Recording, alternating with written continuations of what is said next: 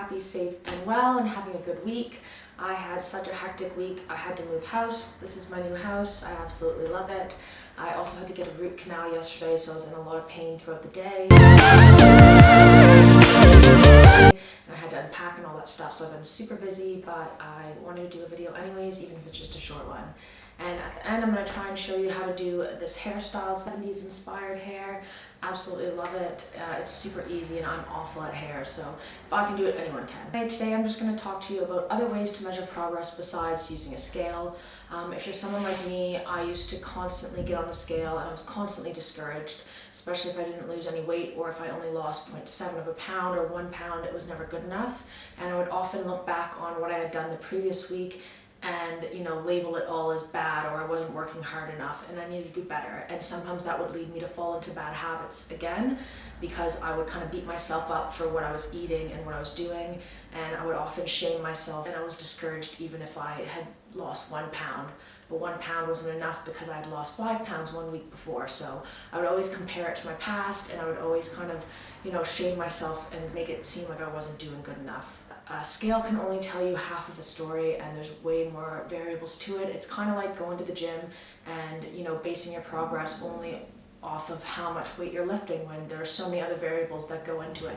Like your form, your rest between sets, your reps, there's just so much more to it than just how much you're lifting. And it's the same with weight loss. There's so much more to it than just the scale, and the number on that scale does not define you, so don't base your progress solely on that number. Here are some ways I like to measure my progress. I personally haven't gotten on a scale since before Christmas, and I don't know when I will again. The first way I like to measure my progress is through photos. Pictures are a great way to measure your progress, and it tells you the full story. When I first posted my first video and had those two photos side by side,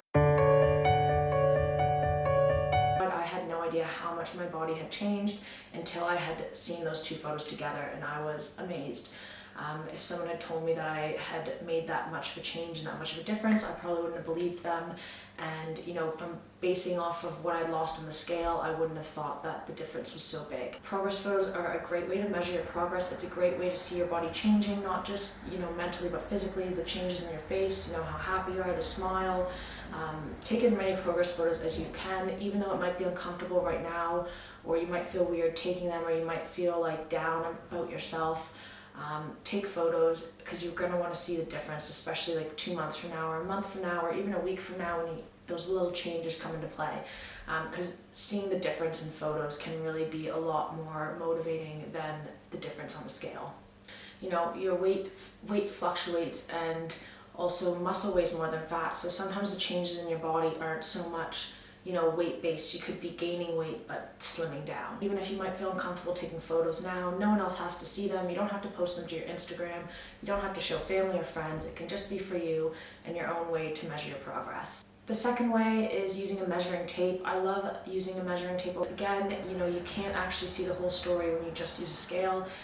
One time I actually did not change my weight whatsoever. I was 150 pounds and I had not budged in that, and I was so upset with myself because I wasn't losing any weight.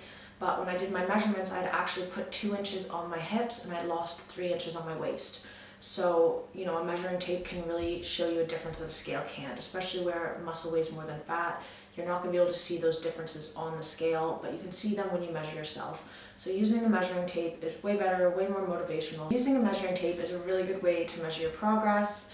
I like to just keep a little note in my phone of it, and I don't do it every week, obviously. I don't even do it every month, but like every 2 or 3 months, I'll do my measurements just to kind of track how I'm doing.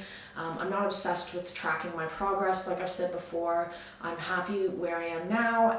The gyms are obviously closed, so right now, because most of my goals are gym-based, and I can't really do that. I do like to stay active, obviously, and encourage everyone to stay active, but yeah, normally when I'm tracking my progress, it's going to be when I'm also going to the gym. Anyway, another really good way to measure your progress is through non-scale victories. Non-scale victories can be anything. It could be a pair of jeans fitting you. It could be getting the confidence to go talk to that cute boy at the coffee shop. It could be, as simple as having a healthy dinner every day of the week that you made homemade. Anything really. For me, one of the biggest things that I've been doing lately is running. I'm really into running right now. I started doing the 50K for May. I'm running for my friend Tamara for MS. and I've recently bumped it up to 100K from 50.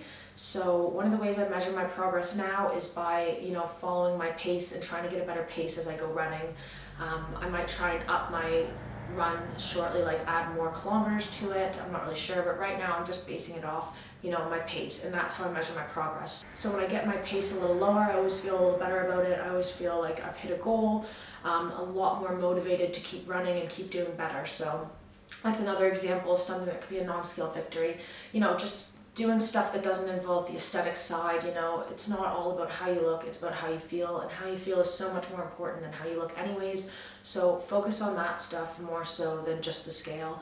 The scale is just a number, it doesn't define you, and there are so many things that go into that, like how much water you drank. Salt has an impact on your weight. If you're on your period, that has an impact on your weight. So don't let the scale define you. Don't rely solely on that for your progress and for, your results, because there's so much more to it, especially if you're someone who likes to do weights at the gym. Your weight may not change as much as your body does. So, find other ways to measure, or if you do want to keep using a scale, do that, but find other things to go with it. Because there's so much more to your progress than just that number, and it doesn't define you. Anyway, thanks for watching, guys. If you have any questions or a video you want to see, comment below. And if anyone is feeling upset or needs someone to talk to or an ear to listen, I am always here for you. So my Instagram's there. Feel free to DM me. Thanks for watching, guys. Bye.